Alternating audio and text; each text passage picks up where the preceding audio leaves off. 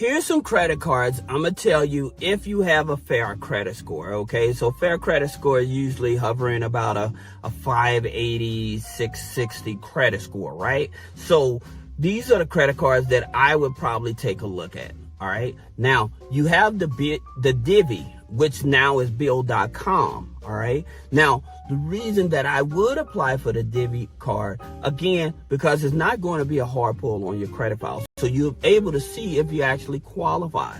Now, they go off of what's in your business bank account. Now, one of the things I'm going to tell you that a lot of people don't have that really gets them jammed up when it comes to business funding, all right?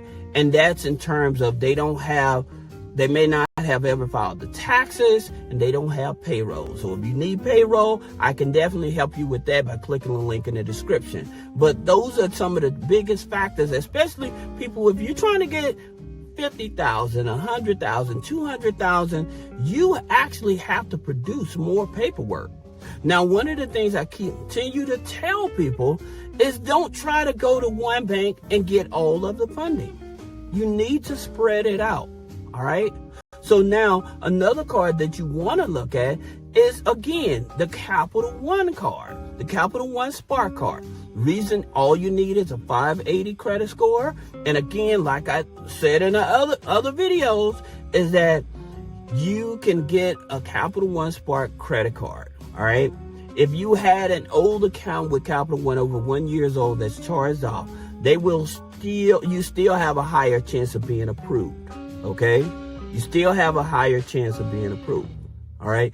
Now, that being said, and one of the things that people don't like about Capital One, and I agree with them, is that with Capital One, because they pull all three credit bureaus, right? And you don't want to be dinged for all three credit bureaus, so you actually can lock up one or two of your credit files, all right? So that being said, the next credit card you may want to look at is Fair Figure. Now, here's the interesting thing about Fair Figure.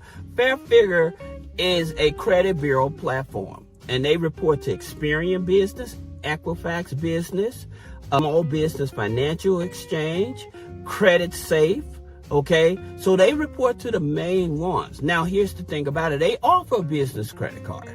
Now, their thing is that you have to have a Fundex score.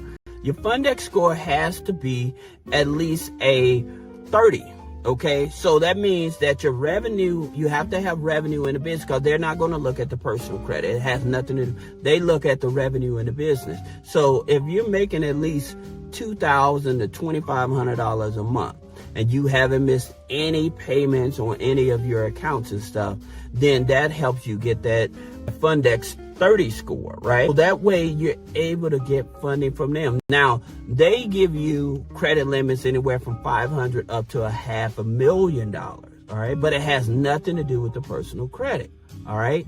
Now, also NAV offers a credit card and stuff like that, but it turns out to be a charge card, but it has nothing to do with the credit, all right? So like I said, I'm trying to help you find credit card accounts that actually report to the Business Credit Bureau, so you can stack up those to build up your business credit file so that you can go to some of the major lenders, all right? Now, you also have Corpay, okay? So here's the thing with Corpay. They report to Experian Business, Equifax Business, as well as Dun & Bradstreet. Now, the thing about it with Corpay is that you need a 600 credit score, and they pull your FICO 8 Experian. All right, so just keep that in mind. Now, here's a trick. Whenever a company pulls your credit profile and put a hard inquiry on it, and it's for a business account, you can call in to the not the dispute department, it's your fraud department of the credit bureau. You call into the fraud department, and what happens, you let them know that, hey, this here account is not associated with any of my personal accounts, okay? This was a business account. And usually what ends up happening, they will remove that hard inquiry on the file, okay? So that's just a quick tip that may help you with that. Now, in terms of let's say it's Capital One Tap. Capital One Tap offers you a business credit card. Now, here's the challenge with Capital One Tap. For people that are DBA, they won't service you. You have to be a S Corp, LLC, a regular corporation in order for them to service you. Now, again, they're not looking at the personal credit. What they're doing, they're looking at the transactions in the business bank accounts.